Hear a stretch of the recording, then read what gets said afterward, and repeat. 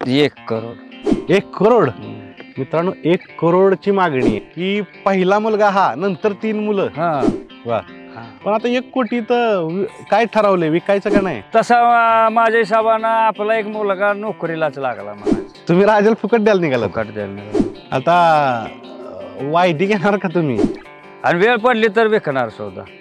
ह्या प्रवासादरम्यान हिंद केसरी झाल्यानंतर 8 दिवसात सगळ्यात अशी मनाला भिडलेली कुठली प्रतिक्रिया, कुठला व्यक्ती म्हणजे अरे बापरे अपेक्षित केलं नव्हतं अशी एखादी प्रतिक्रिया आली का तुम्हाला? बरोबर. तुम्ही बघत असाल त्या दिवशी पुशेगावला अनेक धनवान आले होते, खूप पैसा होता, पण त्यांच्याकडे एक गोष्ट नव्हती, राजा नव्हता.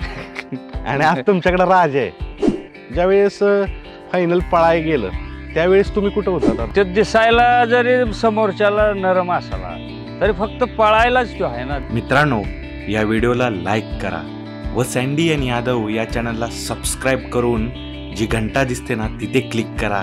त्यानंतर ऑलवर नक्की क्लिक करा आणि सगळ्यात पहिल्यांदा व्हिडिओ पहा. नमस्कार मित्रांनो, ज्या मुलाखतीची वाट तुम्ही सर्वजण पाहत होता ती मुलाखत घेऊन आलोय. मी ती मुलाखत घेण्यासाठी आलोय घरणी केला आणि माझ्यासोबत आहेत हिंद केसरी बैलाचे मालक दादा. नमस्कार. पहिल्यांदा नमस्कार दादा. अखेर झाला हिंद केसरी. झाला. काय सांगाल? का आता आपलं कसं आहे, शेवटी आपण म्हणजे मागणं मरून निघालोय म्हणजे तेवढं काय वाटत नाही तसं विशेष. कारण आपल्याला कसं आहे स्वप्नात सुद्धा ह्या गोष्टी म्हणजे येणं चुकीचंच आहे ना. स्वप्नात सुद्धा स्वप्न सुद्धा आपण बघू शकत नाही ना, आपण पोहोचू शकत नाही आतापर्यंत. असं आहे ना हे. वा. बर, आपण पोहोचू शकत नाही असं म्हणताय, पण तुम्ही पोहोचला. ज्यावेळेस फेरा पळत होता बैलापाशी असता तुम्ही, हा बाबा हा गट पास करेल एवढा तर राजा पळतो. ज्यावेळेस अटीतटीचे सिमी पास झालं त्यावेळेस काय मनात काय भावना आली तुमच्या, की गुलाल तर आहे पण काय भावना होती त्यावेळेस? काय ना आपल्याला वाटत होतं की आपण गेल्या वर्षी माघारी आलो त्यातनं म्हणजे राजाने 1 नंबर करून दाखवावा. आणि माणसं जे आले ते जनता त्यांचं अपेक्षा भंग करू नये त्यांना. बरोबर. आणि तुम्ही म्हणताय अपेक्षा भंग करू नये. आणि ज्यावेळेस फायनल पळाय गेलं त्यावेळेस तुम्ही कुठं होता दादा? स्टेजच्या पाठीमागं होतो मला, कारण पोराने पुढे गर्दीत येऊनच दिलं नव्हतं. तुम्ही स्टेजच्याच पाठीमागं उभा राहा. बरं. आणि ज्यावेळेस फायनल असं सुटलं आणि तिची सीमारेषा आहे ती पार झाली आणि कळलं तुम्ही पुशेगावचं ज्याचं स्वप्न प्रत्येक बैलगाडीवान बघत असतो, तुम्ही हिंद केसरी आहे. काय दादा क्षणात काय तुम्हाला वाटलं तिथं? काय नाही, आनंद झाला की माझे शब्द फुटत नव्हते. बरोबर.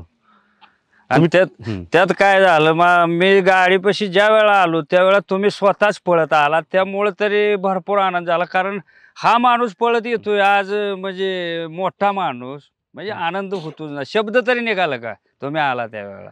मी का पळत आलो माहितीये का, माझ्यासारख्या कितीतरी लोकांना वाटलं की विजय आमचा आहे, माझा विजय आहे, राजा जिंकला. म्हणजे खूप लोकांना असं वाटलं. मी ठिकठिकाणी फिरलो तर प्रत्येकाला वाटतं राजा जिंकावा, राजा जिंकणं म्हणजे आमचा विजय, असे काय कायला भावना. ही भावना खूप अशी म्हणजे कमी बैलाच्या बाबतीत जोडली जाते. काय सांगाल?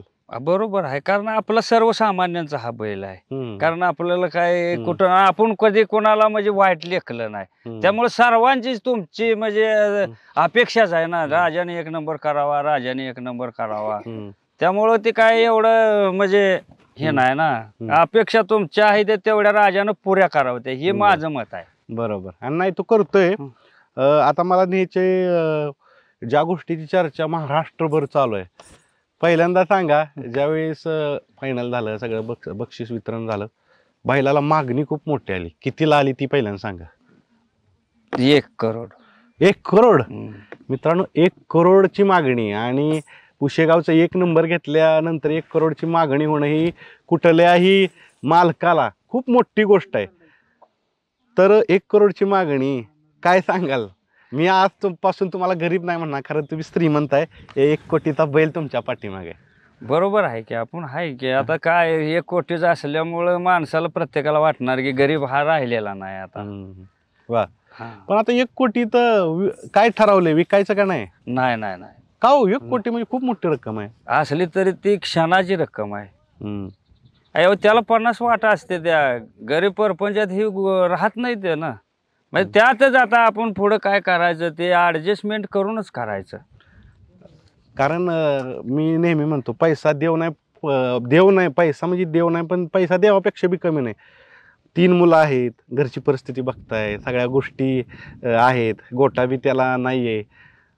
तर दादा ही सगळं बदलल ना पैशानं, का तरी विकायचं नाही? नाही नाही, कारण जनतेचं आणि हे माणसांचं येणाऱ्या प्रेम बघून एकावं असं वाटत नाही. कारण आपल्याकडे कोण येणार आहे? पैसे जरी आपण घेतलं आणि मोकळं झालो, मस्त आपण बंगला बांधू, जमीन घेऊ, काय काय काय करू, बऱ्याच गोष्टी, पण कोणी सुद्धा येणार नाही आपल्याकडे. बरोबर.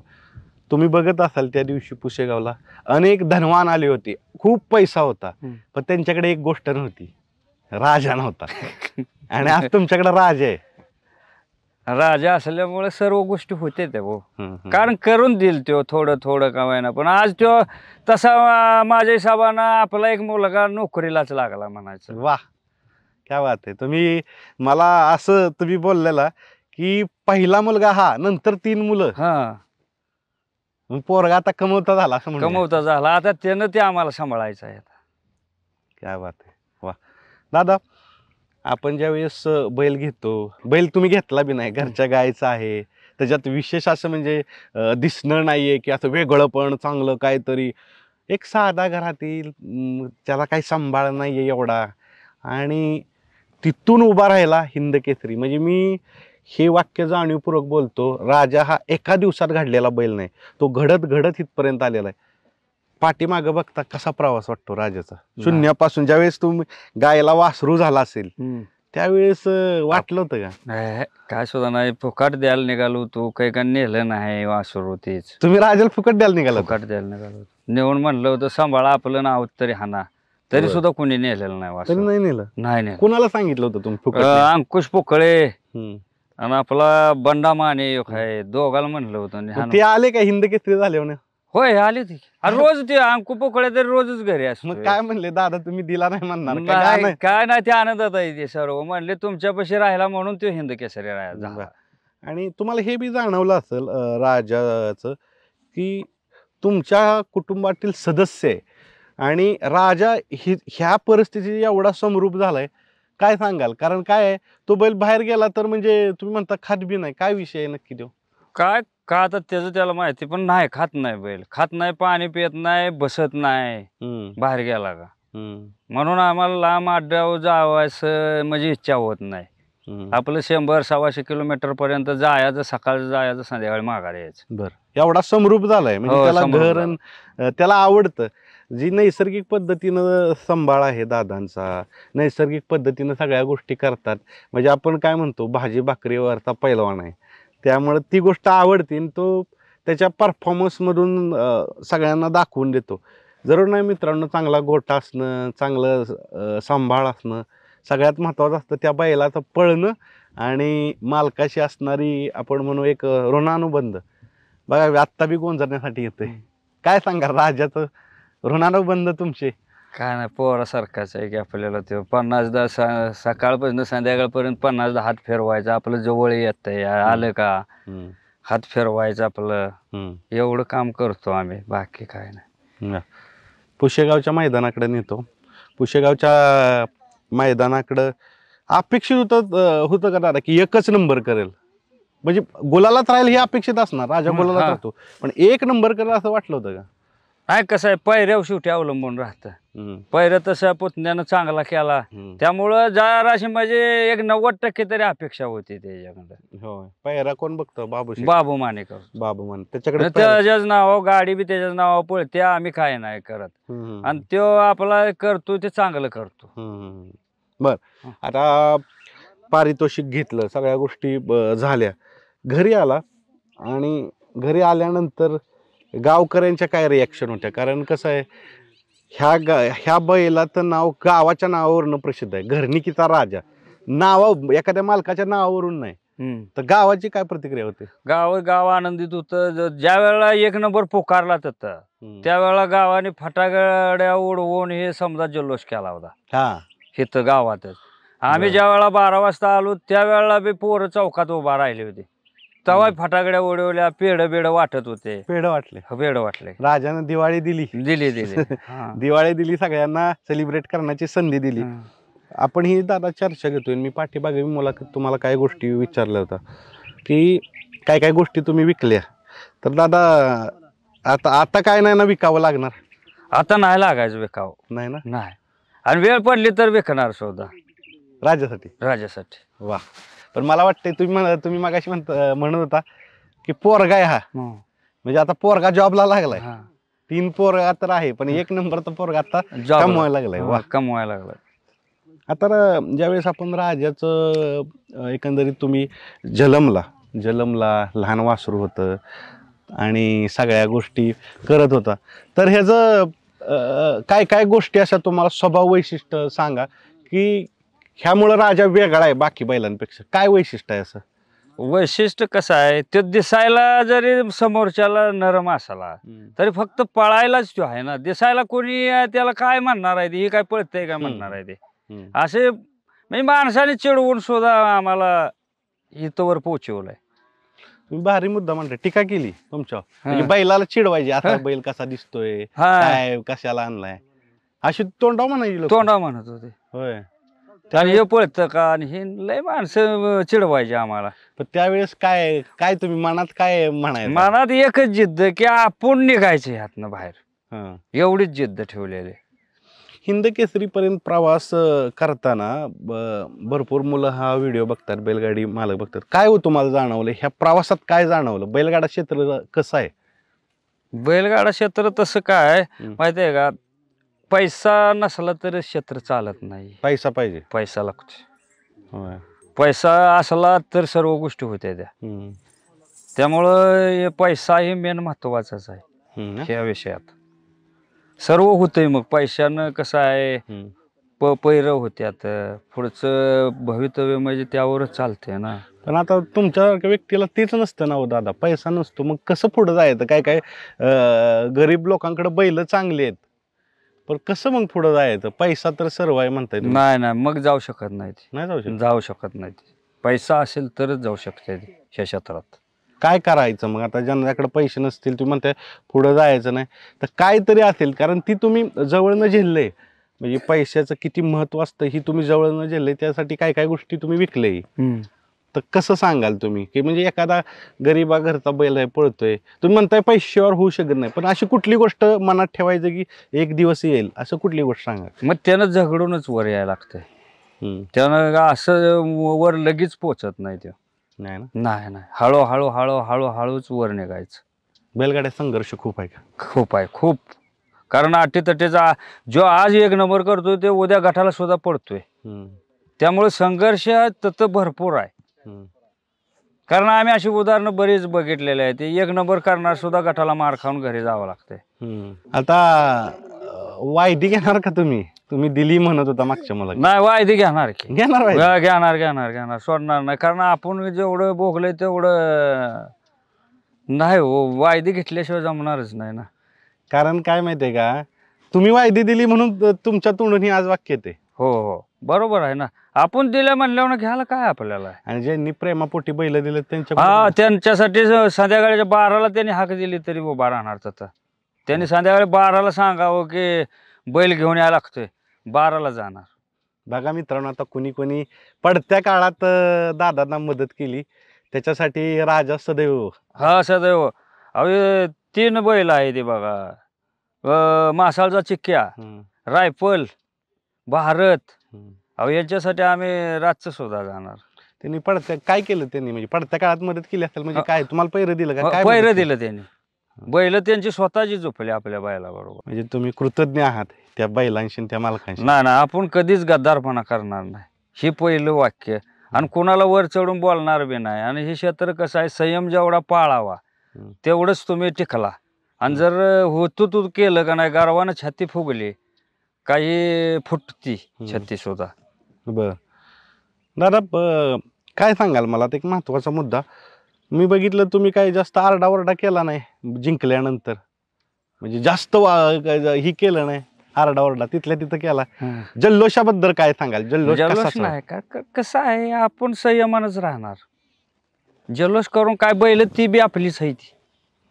हम्म. जरी त्यांची जरी विरोध पळाली तरी ती सुद्धा आपलीच मानतो मी बैल. वा. आज कमी पळाली उद्या जास्त पळतेली ती बैल. म्हणजे बैलगाडा क्षेत्रातील बैल ही सगळ्यांची एकमेकांची मांडलं तर बैलगाडा क्षेत्र अजून चांगलं आहे. हो चांगलं होणार आहे. होय. मानायचंच फक्त आपण मोठंच मन त्याला लागतंय वा. हम्म. मन मोठं करूनच राहायचं या क्षेत्रात. हम्म. जर आज तो पळाला नसला उद्या पळल काय बी असते ताप आला कुठं कोणाला दगड लागला की यार लाख भानगडी आहे ना. आणि तो दिवस पाहिजे जसा राजाचा दिवस होता. हो दुवा. आणि दुवा महत्वाची आहे. हम्म. देवाची कृपा आणि माणसांची दुवा हम्म. हे मोठं आहे. सेवागिरी महाराजांनी आशीर्वाद दिला. दिला. राजाला. वा. दिला आणि माणसांचं बी प्रेम तेवढं आहे. माणसानं आशीर्वाद मोठा आहे माणसांचा. हम्म. आणि तुमचा सुद्धा म्हणजे युट्यूब वाले सुद्धा उचलून धरलं होतं. हम्म. कारण अगोदरच पोरं म्हणत होते युट्यूब वाल्यांनी समध्याने सांगितले की राजा एक नंबर करणार. ते मी तुम्हाला तेच सांगितलं तर हम्म. प्रत्येकाला वाटत होतं ना, झालं त्या आणि कसं आहे तुमचा सुद्धा तो बैलात हक्क आहे ना. आम्ही मानत नाही. तुम्ही आज आशीर्वाद देताय म्हणजे आमचा बैल आम्ही मानत नाही ना. सगळ्यांचा महाराष्ट्राचा बैल आहे म्हणून. महाराष्ट्राचा बैल आहे. चांगलं आहे. हम्म.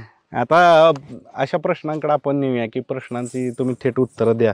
मी भरपूर पाठीमाग मुलाखती घेतलीत दादांच्या आणि दादांनी त्यात रोखठोक उत्तर दिले. जसं वायदीचं त्यांनी सांगितलं घेणार कारण त्यांच्याकडं ज्यांनी घेतली त्यांच्याकडं घेणार. हम्म. पण अजून एक प्रश्न, आता हिंद केसरी बैल प्रत्येकाला असणार की राजावर पळावं, मग नकार कसा देणार? कसं आहे त्यांचा बैल जर त्या मापाचा पळत असेल हम्म. तर बैल देणार. हम्म. देणार नाही तर मग नाही. कारण आजकाल नकार देणं बी म्हणजे कसं आहे जड जातं आणि त्याच्यामुळे खूप गोष्टी अशा होतात की काय काय गोष्टी वादाकडे जातात. तर नकार कसं देणार तुम्ही सगळ्यांना? नकार कसा आहे आपली एकच भाषा असते. त्या माणसाला झुलवत ठेवण्यापेक्षा आपलं डायरेक्ट बोललेलं बरं. बाबांनो आपला पायरा होईल ना होईल हे तोंडावर सांगितलेलं.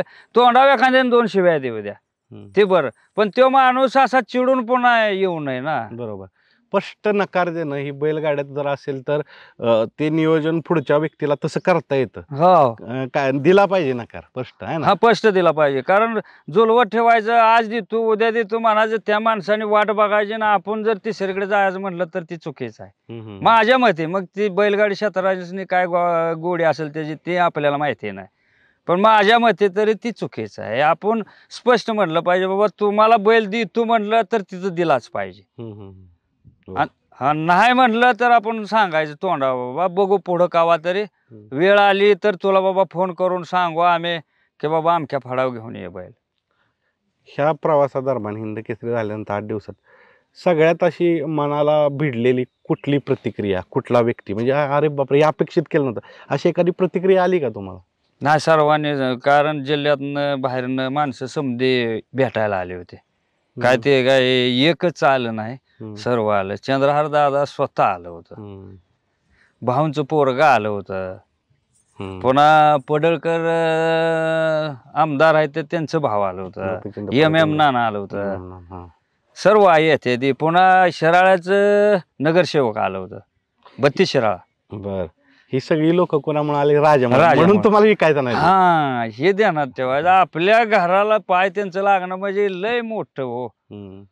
कोण येत आपल्या आपली थोबड बघून येणार आहे ती कोण जवळ? राजामुळे ती येते ते. वा. बर. असं म्हणतात की सेवागिरींचा गुलाल झाला तर बैल बदलतो. तर त्याच्यात काय बदल झालाय 10-15 दिवसात? म्हणजे ॲग्रेसिव्ह झाला का जसा आहे तसा काय बदल झाला? कारण आम्ही काय हे ऐकलेलं नाही. बदल काय मला तरी दिसत नाही. कारण आता ज्या वेळा फडाव जाऊ आपण त्यावेळा कळल बदल झालाय का नाही. आणि आता किती जाते राजा? आता झाला 4सा झाला. परवाच जात पाडला त्यानं. बर. मैदान होऊन मैदान झाल्यावर पाडलाय. वा.